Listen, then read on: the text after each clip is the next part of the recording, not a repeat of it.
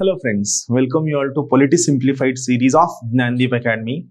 Today we are going to study a very classic article of Article 31C. Article 31C एवढे interesting आहे की 1970s मध्ये 1970s the decade which is very famous as a decade of crisis. हे लक्षात घ्या.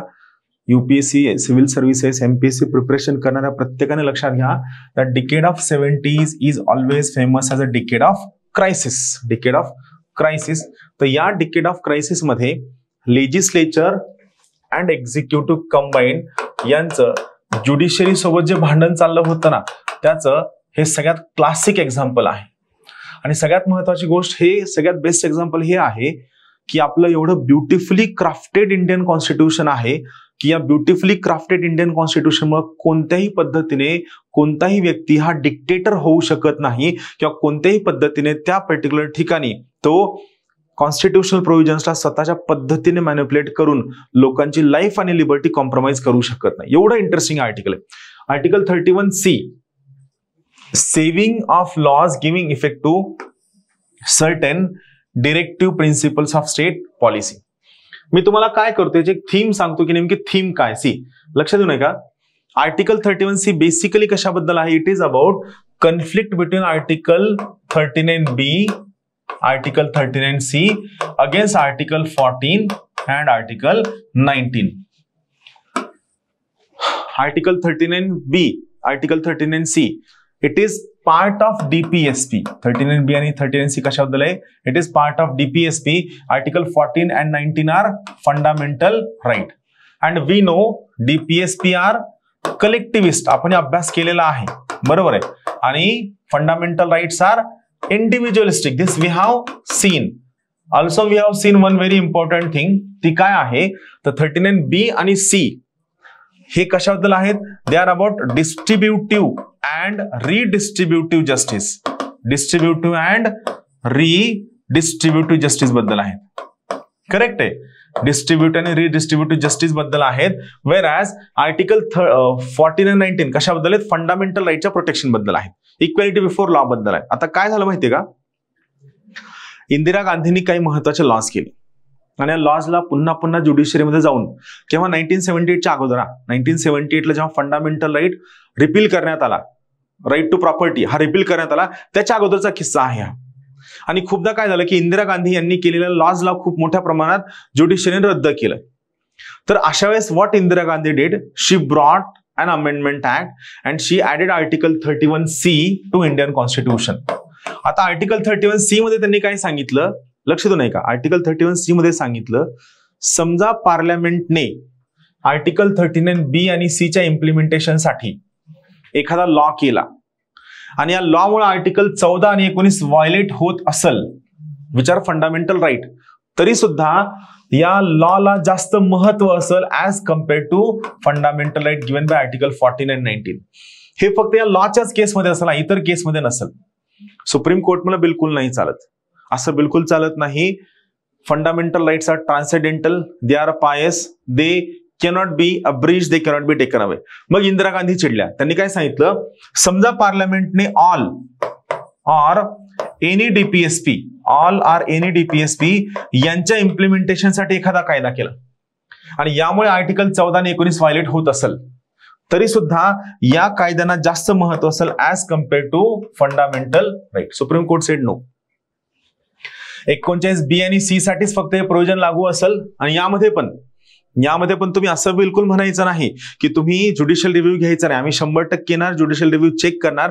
आणि जर आम्हाला हे लक्षात आलं की तुम्ही 39B आणि C चा लॉ करत असताना आर्बिट्ररी केलाय, व्हिम्सिकल केलाय, ज्यामुळे कुठेतरी फंडामेंटल राईटच्या पलीकडं कॉन्स्टिट्यूशनला, जस्टिसला, लिबर्टीला, इक्वॅलिटीला जास्त डॅमेज होतोय, तर आम्ही 100% याला कॅन्सल करणार. आणि यामधनं आलं काय, judicial review. And what Keshavananda Bharati case said? It said judicial review is the basic structure of Indian constitution and no one can take away this judicial review. चला आपण काय करूया, याची लाइनिंग काय अंडरस्टँड करून घेऊया, आपल्याला लक्षात येईल. C, notwithstanding anything contained in article 13 म्हणजे काय. आर्टिकल 13 आठवतं ना. आर्टिकल 13 काय म्हणतं, anything which violates fundamental rights shall be declared as null and void. मग आर्टिकल 31C म्हणतं, आर्टिकल 13 मध्ये काय म्हणले याच्याशी आम्हाला काही घेणं देणं नाही. We don't care about article 13. Notwithstanding anything contained in Article 13, no law म्हणजे कोणताही कायदा giving effect to policy of state DPSP towards securing all or any of the principles laid down in part 4. म्हणजे समजा एखादा कायदा DPSP साठी केला जातोय, shall be deemed to be void on the ground that it is inconsistent with or takes away or abridges any of the rights conferred by Article 14 and 19. म्हणजे part 4 मधल्या कशाच्या इम्प्लिमेंटेशन साठी जर एखादा लॉ केला आणि याला लॉमुळे आर्टिकल 14 आणि 19 व्हायलेट होत असेल तरी सुद्धा या पार्ट 4 च्या केलेल्या लॉला जास्त महत्व असेल, फंडामेंटल राईटला महत्व नसेल. याला नंतर ज्युडिशरीने कॅन्सल केलेलं आहे. ज्युडिशरीने सांगितलेलं आहे ऑल ऑर एनी बिलकुल चालणार नाही. आर्टिकल 31C फक्त कुणासाठी अवेलेबल असेल? It will be available only for article 39B आणि आर्टिकल 39C या दोनच क्लॉज साठी अवेलेबल असेल. आणि ते पण या दोन क्लॉज साठी केलेला लॉ कसा असावा? हा रॅशनल असावा, हा जस्ट असावा आणि हा लॉ कसा असावा? फेअर असावा. जर 39B आणि C च्या इम्प्लिमेंटेशन साठी केलेला लॉ इरॅशनल, अनफेअर, अनजस्ट आहे आणि हा अनजस्ट लॉ जर आर्टिकल 49 19 ला जर व्हायलेट करत असेल तर सुप्रीम कोर्ट म्हणलं आम्ही याला रद्द करू. पण प्रोव्हिजन काय म्हणतं? 39B आणि C मुळे जर आर्टिकल 14 आणि 19 व्हायलेट होत असेल आणि जर तो कायदा लिगल असेल तर मात्र this law will have more importance. याचं दुसरं प्रोव्हिजन खूप इंटरेस्टिंग आहे बघा. हे बी प्रोव्हिजन आहे. हे काय म्हणतो का?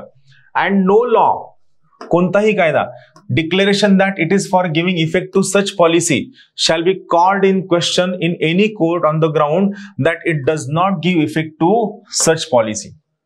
हे काय म्हणतं माहितीये का? हे वाक्य काय म्हणतं? समजा पार्लमेंटने एखादा लॉ केला आणि या लॉ मध्ये पार्लमेंट म्हणतं की आम्ही हा लॉ या पर्टिक्युलर DPSP साठी करतोय. पार्लमेंटने डिक्लेअर केलं की हा पर्टिक्युलर लॉ या DPSP साठी आहे, डिक्लेरेशन दिलं आणि नंतर असं लक्षात आलं की त्या लॉ मध्ये आणि त्या DPSPचा काही संबंध नाहीये, तरी तुम्ही त्याला चेक करायचं असं पार्लमेंटचे प्रोव्हिजन म्हणतं. सुप्रीम कोर्ट म्हणलं बिलकुल नाही, तुम्ही लॉ करा, हवे तेवढे लॉ करा, लॉ रॅशनल असेल, जस्ट असेल तर आम्ही त्याला मान्यता देऊ. पण तुमचा एखादा लॉ असं सांगतो की हे DPSP मध्ये आहे आणि त्या DPSP दिसत नाही, काहीतरी इरॅशनल गोष्टी दिसतात तर आम्ही याला 100% इनव्हॅलिड ठरवू. आता 31C मध्ये तिसरं provision, provided that where such a law is made by the legislature of a state assembly ने लॉ केलाय, the provision of this article shall not apply thereto. म्हणजे या आर्टिकल 31C चे प्रोव्हिजन स्टेट लॉला अप्लाय होणार नाही unless जोपर्यंत such law having been reserved for the consideration of the president and has received his assent. म्हणजे 31C साठी 31C च्या under article DPSP च्या इम्प्लिमेंटेशन साठी जर स्टेटने एखादा लॉ केला तर त्या स्टेटच्या लॉला आर्टिकल 31C चं प्रोटेक्शन मिळणार नाही. केव्हापर्यंत? जोपर्यंत त्या पर्टिक्युलर लॉला प्रेसिडेंटसाठी रिझर्व्ह करून ठेवलेला आहे आणि प्रेसिडेंटने त्याच्यासाठी मान्यता दिलेली आहे, तोपर्यंत याला आर्टिकल 31C चं प्रोटेक्शन मिळणार नाही. आता इथं पहा महत्वाचं काय? Article 31A, then 31B, then 31C, these are exception. आणि एक्सेप्शन मध्ये काय? 31A चा स्टेट लॉ आणि 31C चा स्टेट लॉ या दोन्हीला जर मान्यता हवी असेल तर कुणाची परमिशन आवश्यक आहे? प्रेसिडेंटची प्रायर परमिशन असणं सगळ्यात जास्त गरजेचं आहे. होप तुम्हाला तीनही आर्टिकल्स कळतील. पुन्हा एकदा वाचून काढा. सर्वांना शुभेच्छा.